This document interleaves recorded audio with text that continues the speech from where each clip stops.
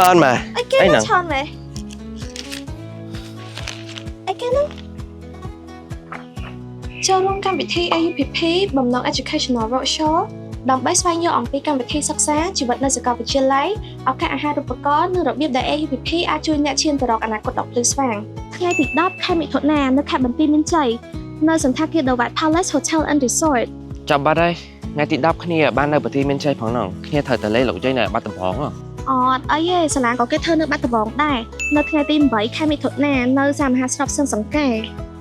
តែថ្ងៃទី8គ្នាអត់តដល់បាត់ដំបងផងហ្នឹងមានថ្ងៃអីផ្សេងអត់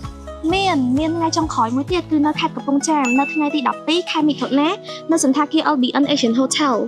ចៃដល់ម៉ែថ្ងៃហ្នឹងគ្នាទៅលេងសុខណាជាមួយលោកយាយគ្នាតាល្មមចុះឯងវិញគ្នានៅចាំនៅប្រទេសមានជ័យហ្នឹងហើយហើយម្យ៉ាងទៀតបើទោះបីជាគ្នាបានអាហារូបករណ៍មែនក្រោយក៏គ្នាអត់ដឹងថាគ្នាមានប្រាក់កម្រៃគ្រប់គ្រាន់សម្រាប់ទៅនឹងពេញអត់ទេអញកុំគិតអ្វីមានពេកអីឮថាមានក្រុមហ៊ុនមួយឈ្មោះបំណងហ្នឹងក៏គេចូលរួមដែរ